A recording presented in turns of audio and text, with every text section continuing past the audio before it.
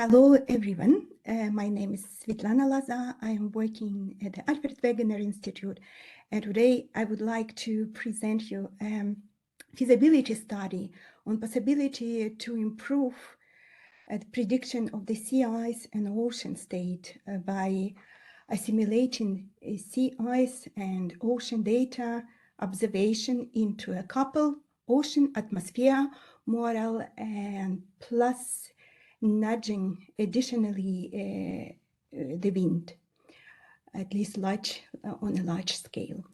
The study was initiated and led by Helge Goessling within the Seamless Sea Ice Prediction Project running at the AVI, and the results I will show you today depends strongly upon the work and the study done by Longjiang and Marylou, in a great support, of course, from our colleagues and co-authors involved in model and data assimilation development. So first, I would like to introduce our AVI couple prediction system, which is based on AVI climate model, including OpenIFS as atmosphere component and FEARZone 2 developed at the AVI as ocean component. And within developing our AVI couple prediction system, we would like, and we extended actually this AVCM climate model by data assimilation component for the ocean, and further augment the system by nudging the atmosphere. At least we would like to investigate how it impacts the performance of the couple prediction system. So the sea ice and ocean data assimilation has been developed for this AVCM3 model by Longjiang, and has been published in two articles published in James. And within when I simulated the sea ice and ocean, we use actually similar method, ensemble-based method that was reported in a previous talk, and also within parallel data assimilation framework developed by Lars.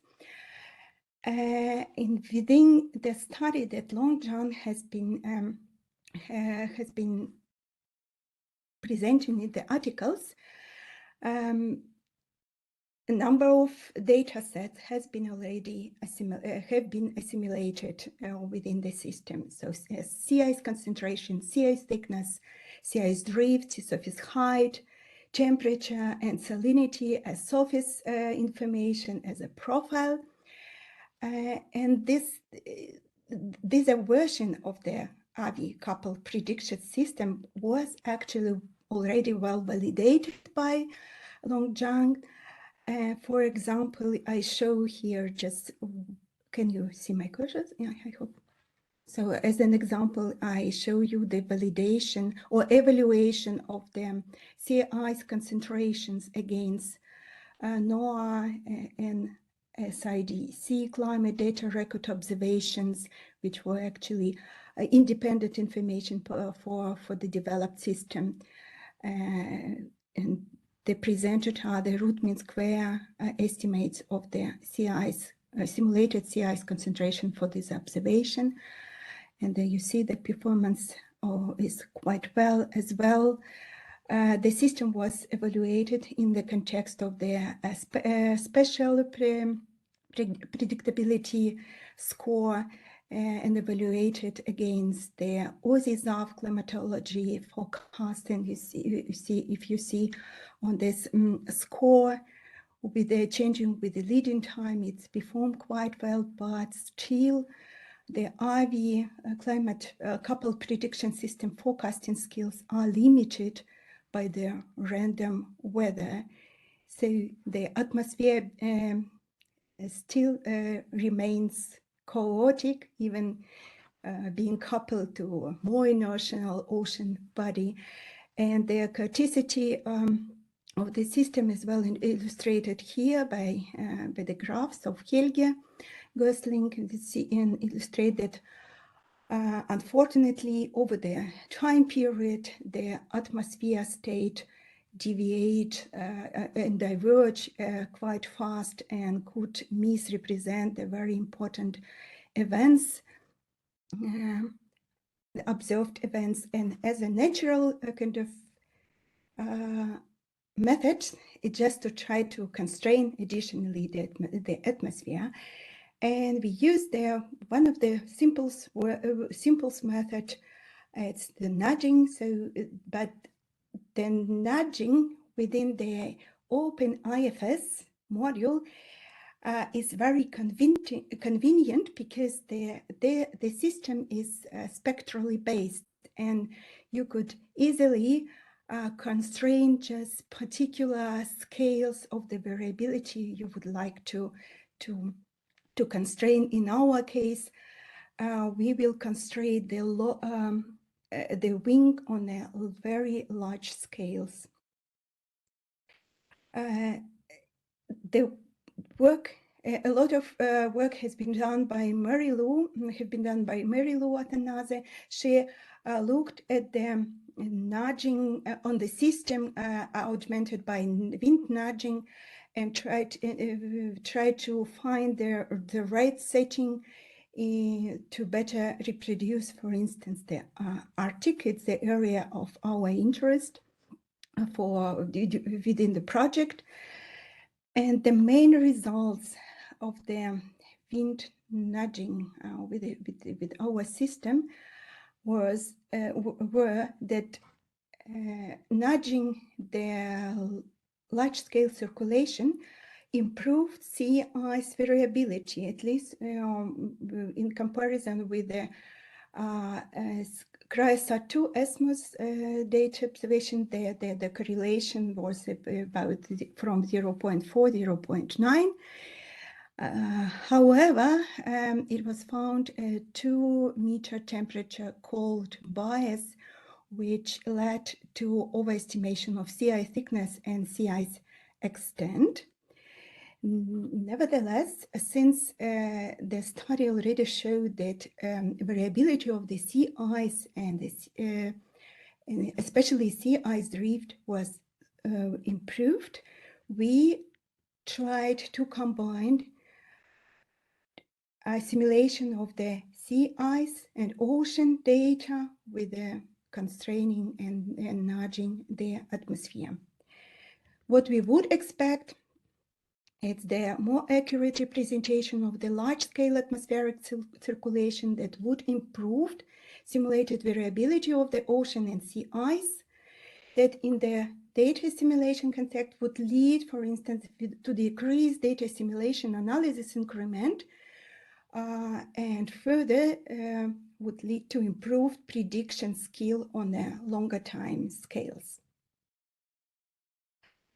Since the previous version based only on the data assimilation of the ocean state and sea ice observation, the ensemble-based approach worked quite well with the perturbed atmosphere.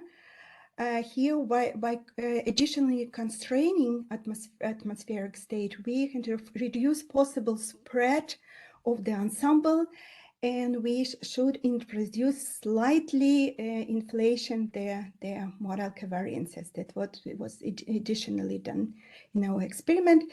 And here I would like to show you kind of probably obvious results and the obvious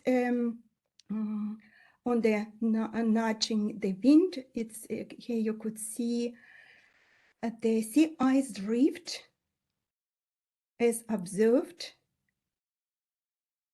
modeled without nudging the wind, and the results for the IV coupled predicted system, including both data assimilation for the ocean and sea ice and nudging the atmosphere. So this is kind of a cherry pick figures, but on a longer, but to show you the results over one test year, 2018,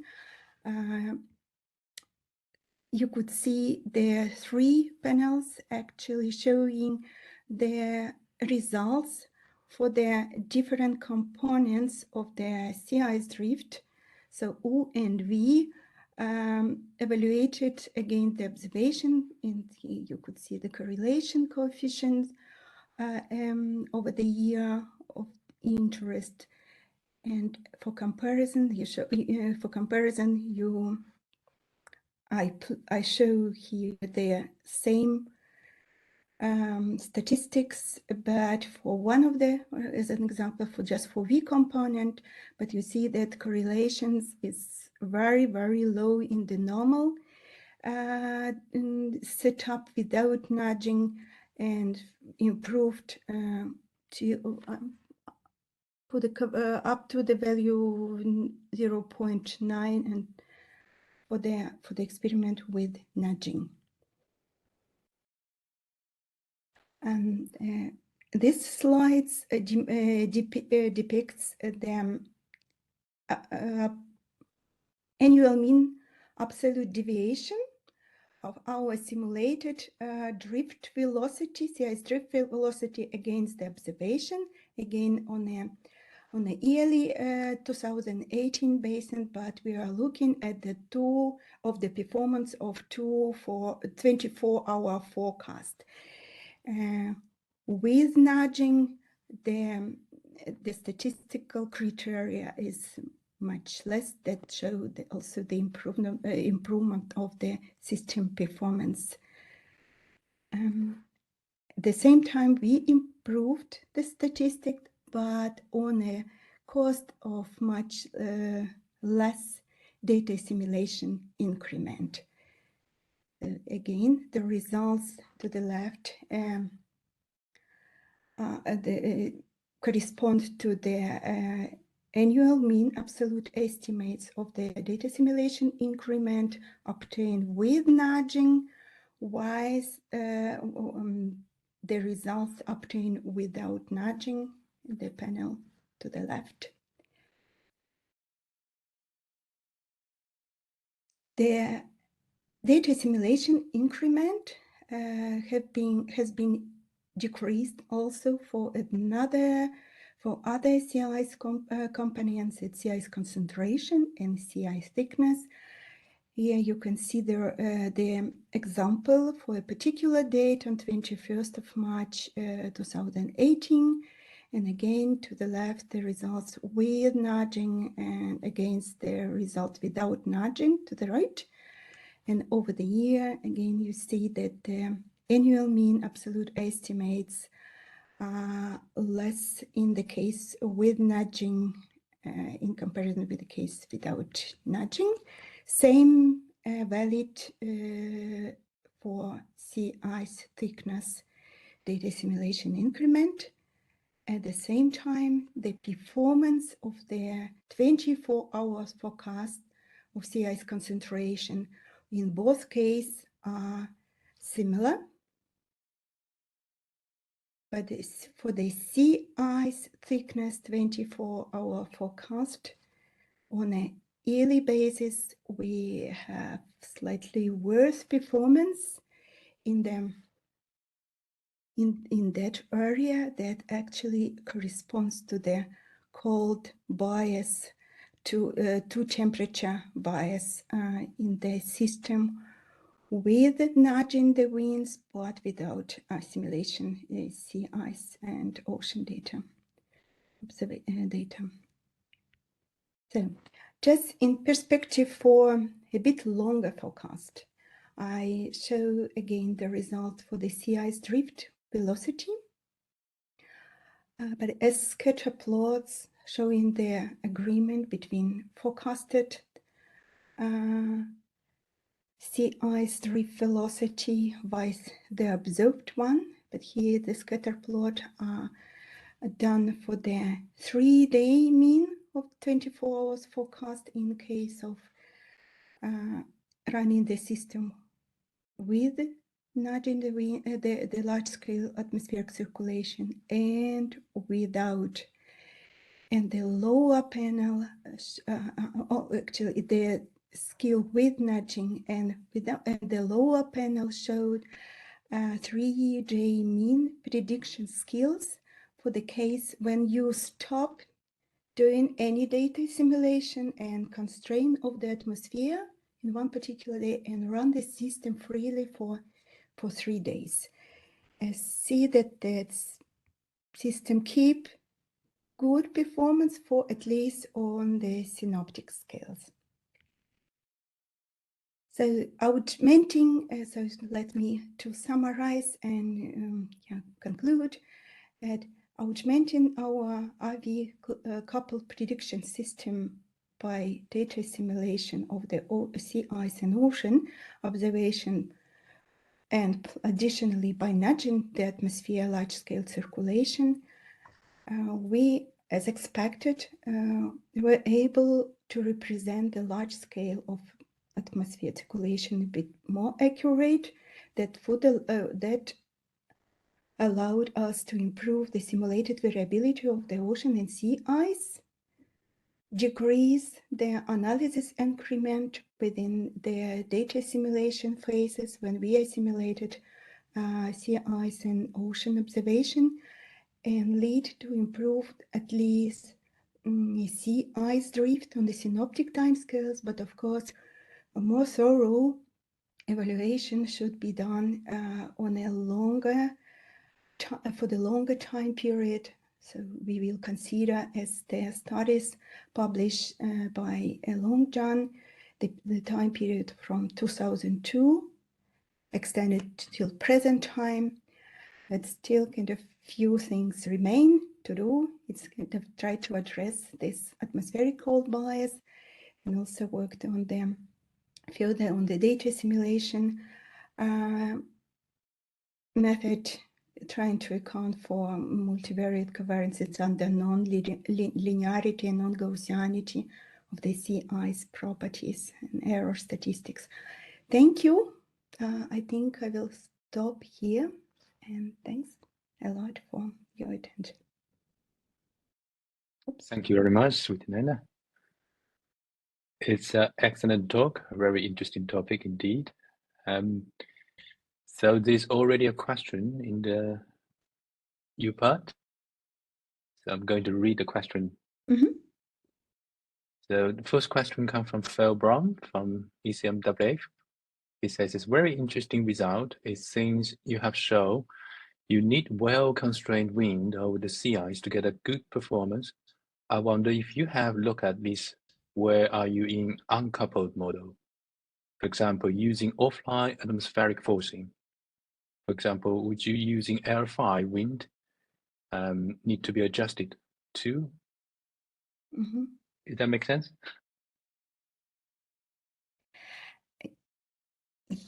Actually, of course, I can answer that we so far have not done this.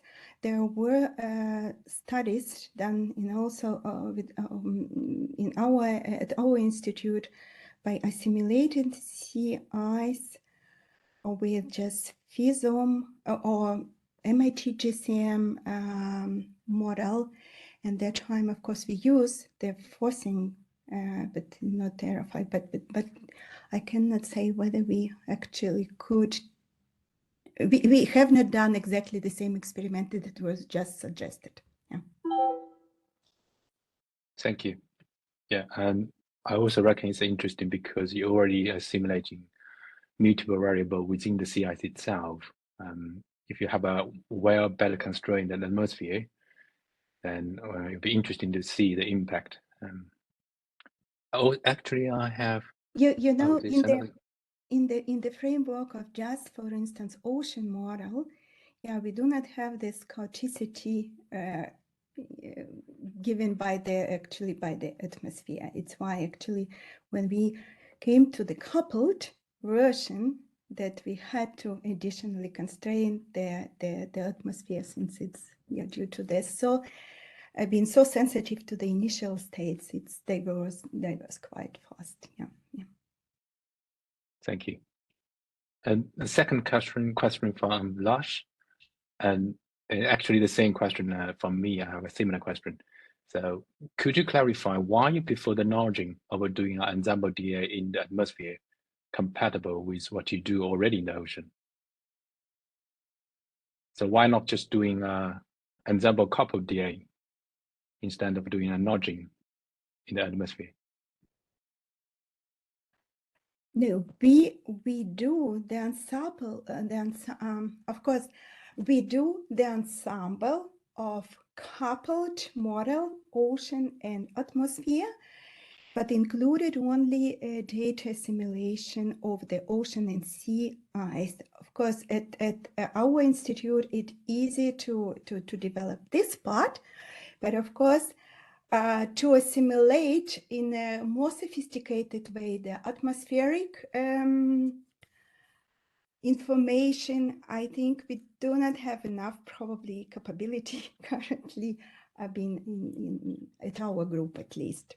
Yes, of course, it would be, yeah, if there is already a nice system running, I don't know, at the ESMWF, for instance, with the data assimilation of fully sophisticated data assimilation for atmosphere and running the system just then, yeah. But then I think for them it would be further work with the ocean part, working with data, assimilating the data for the observation, for the ocean and sea ice, yeah. Okay, thank you very much. Yes. We all want to go to a fully coupled DA system, but it takes time.